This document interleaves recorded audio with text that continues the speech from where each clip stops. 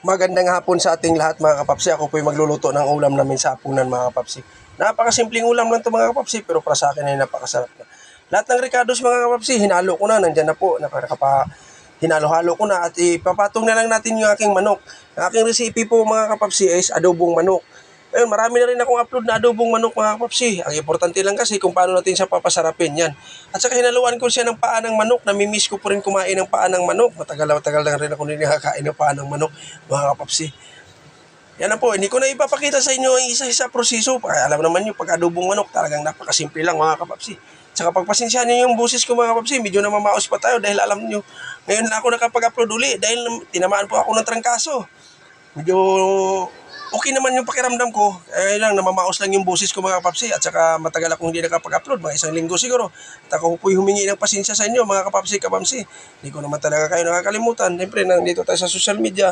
Kailangan po natin ng palakasin ng ating kakatawan para makapag-update po tayo sa ating mga kapapsi. Yan po, naglagay lang po ako ng siling haba. 3 pirasong siling haba, hiniwa ko na. Hindi ko na masyado dinamihan ng siling haba dahil manghang po. Minsan nagre-reklamo yung anak ko, manghang daw. Kaya, lalo na pag ganitong ulam, talagang paborito nila yan mga kapapsi. Tsaka, maglalagay po tayo ng Del Monte juice. Yan. Marami na rin akong upload na ganito mga kapapsi. Ang importante natin kung paano natin siya papasarapin. Ito sa akin, ibahin ko yung recipe natin. Maglalagay tayo ng Del Monte juice mga kapapsi. May 1 lata ako sa rep. Yan, ilagay ko na lang.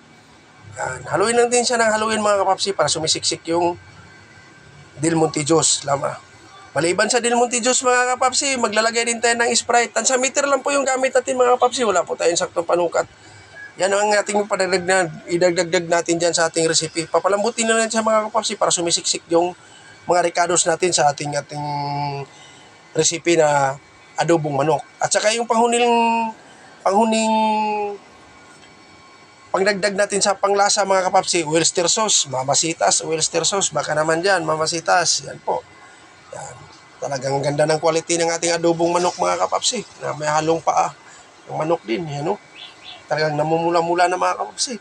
Ready to serve na yan, ready to eat na rin yan mga kapapsi. Yan, no? Pangiting-ngiti na si kapapsi dahil talagang alam na mapapalaban naman siya sa kainan nito. Dahil talagang itsura pa lang, talagang malasang-malasa na. Yan. Talagang suminyas na, okay na daw. Talagang kakain na tayo mga kapapsi.